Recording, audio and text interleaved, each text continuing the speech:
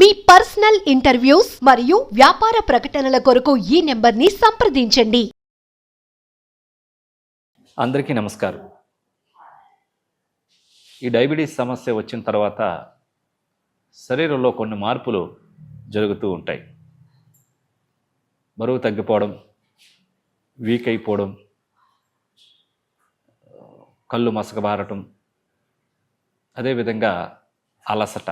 అయితే వీటితో పాటుగా నరాల యొక్క సమస్యతో పాటుగా శృంగార సమస్యలు కూడా తలెత్తుతూ ఉంటాయి.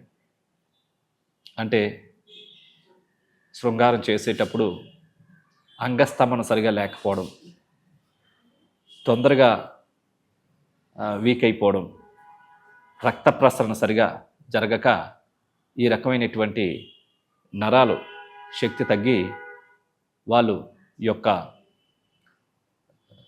శృంగార పార్ట్నర్కి సంతృప్తి లేకుండా వీరు కూడా దిగులు చెందుతూ బాధపడుతూ ఉంటారు.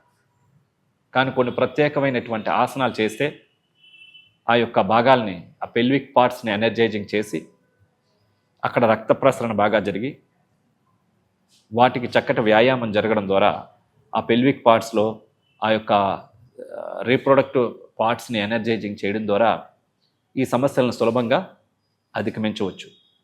సో ఎవరైతే డయాబెటీస్ సమస్యతో శృంగారంలో పాల్గొనలేక బాధపడుతున్నారో వాళ్ళు ప్రతిరోజు ఈ కొన్ని ప్రత్యేకమైనటువంటి ఆసనాలు వేసినట్లయితే వాళ్ళ యొక్క శక్తి పెరిగి ఆనందంగా, ఆరోగ్యంగా శృంగార జీవితాన్ని జీవించగలుగుతూ ఉంటారు. ఇప్పుడు ఆ ఆసనాలు ఏంటో ఇప్పుడు మనం చేసి చూద్దాం. శృంగార శక్తిని పెల్విక్ పార్ట్స్కి ఉపయోగపడేటటువంటి ఆసనాలు భుజంగాసనం, ధనురాసనం, సేతుబంధాసనం. ఇప్పుడు భుజంగాసనం ఏ విధంగా చేయాలో చేసి చూద్దాం. ఇది ముందుగా బోర్లా పడుకోవాలి,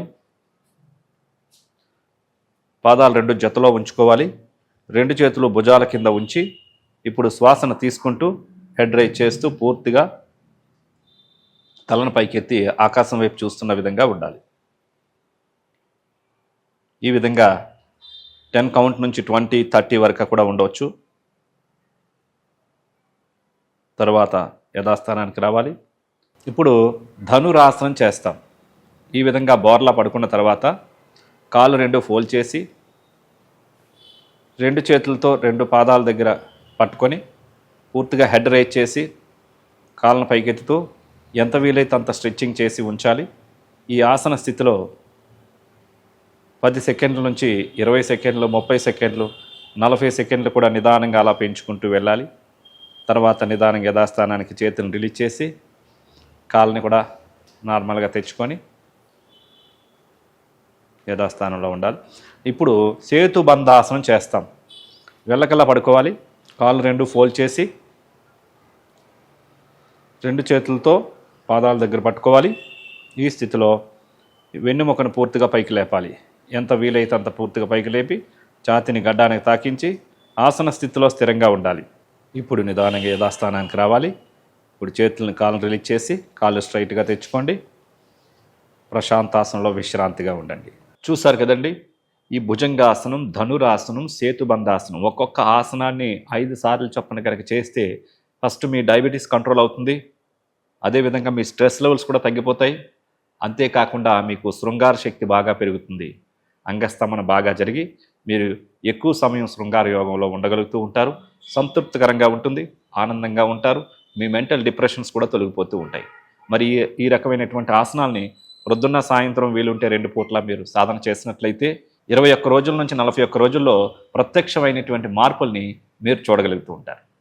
నమస్కారం.